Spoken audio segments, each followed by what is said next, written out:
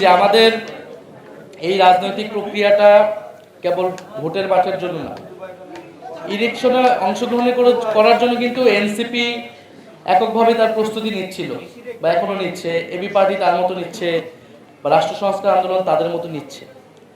এবং এই যে জোট প্রক্রিয়া আজকে আনুষ্ঠানিকভাবে আসলো, এটার পিছনে কিন্তু দীর্ঘ কয়েক বছরের ইতিহাস আছে। রাষ্ট্র সংস্কার আন্দোলন তারা কিন্তু এই সংস্কারের এজেন্ডাটাকেই মুখ্য করে একটা রাজনৈতিক দল হিসেবে তারা লড়াই সংগ্রাম করে গিয়েছে।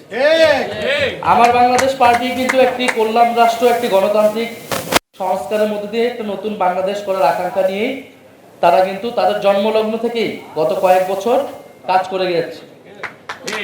এবং গণ অভ্যুত্থানের মাধ্যমে এনসিপি বা গণ অভ্যুত্থানের আগে আমরা যখন বিশ্ববিদ্যালয় আন্দোলনগুলো করেছি, তখন থেকে কিন্তু আমাদের মধ্যে এই যোগাযোগ ছিল এবং আমরা বাংলাদেশকে এই একটা পরিবর্তনের জায়গায় কিন্তু নিয়ে যেতে চেয়েছিলাম।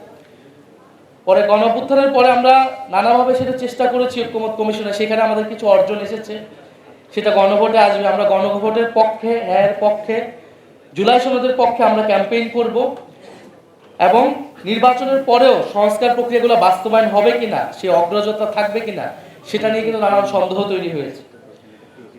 ফলে আমরা কিন্তু সেই জায়গায় সংস্কারকে প্রাধান্য রেখে এবং অর্থনৈতিক সংস্কার, গণতান্ত্রিক সংস্কার, এই দুইটি সংস্কারকে প্রাধান্য রেখে আমরা এই দলগুলো ঐক্যবদ্ধ হয়েছে।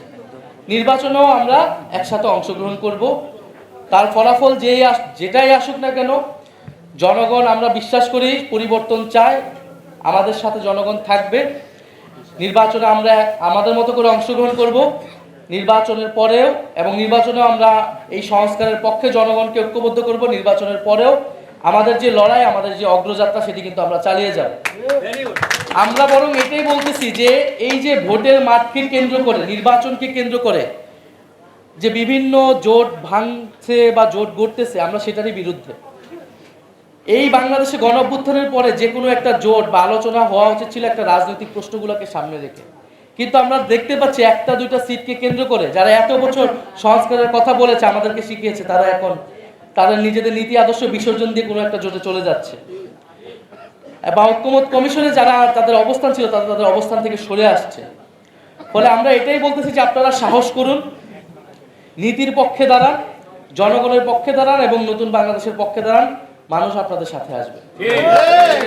কিন্তু এটা বলেছে যে আমরা আজকে ডিটেইল প্রক্রিয়ায় যাব না, আমরা সেটা ধীরে ধীরে ধারাবাহিকভাবে আপনাদেরকে ইনফরমেশনগুলো দিব। আমরা একটা প্রত্যাশা রাখছি যে আমরা একটা প্রতীকে, একটা বাক্সে আমরা আমাদের যে সমর্থনগুলো রয়েছে সারা দেশে, সেটাকে আনতে পারবো। সেটার আইনি প্রক্রিয়া কি হবে বা পদ্ধতি কি আছে, সেটা হয়তো আমাদেরকে আরো ব্যাখ্যা বিশ্লেষণ করে আমাদেরকে পরবর্তীতে আমরা জানাতে পারবো। আর আপনার বাকি প্রশ্ন, আমরা অবশ্যই 300 আসনে প্রার্থী দিব আমরা একসাথে। এবং আমরা বলতেছি যে শুধু রাজনৈতিক যারা নেতাকর্মী তারা নয়, যারা বাংলাদেশকে পরিবর্তন করতে চায়, গণ অভ্যুত্থানে নানান জায়গা থেকে অংশগ্রহণ করেছিল যে সামাজিক নেতৃত্ব, সৎ দেশপ্রেমিক মানুষ, আমরা তাদেরকে আহ্বান করতেছি যে আপনারা আসুন, এই প্ল্যাটফর্মে আমরা ঐক্যবদ্ধভাবে দেশ পরিবর্তনের জন্য কাজ করব।